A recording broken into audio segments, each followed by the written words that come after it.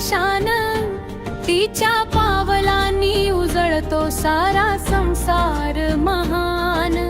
कष्टांनी घडवते उद्याचा नवा प्रकाश, तिच्या धैर्याने वाढतो जग याचा विश्वास।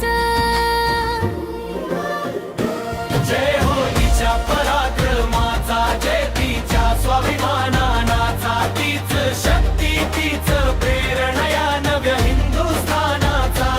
8 मार्चचा हा दिवस सांगतो अभिमानाने, महिला शक्ती पुढे चालते धैर्याने मानाने।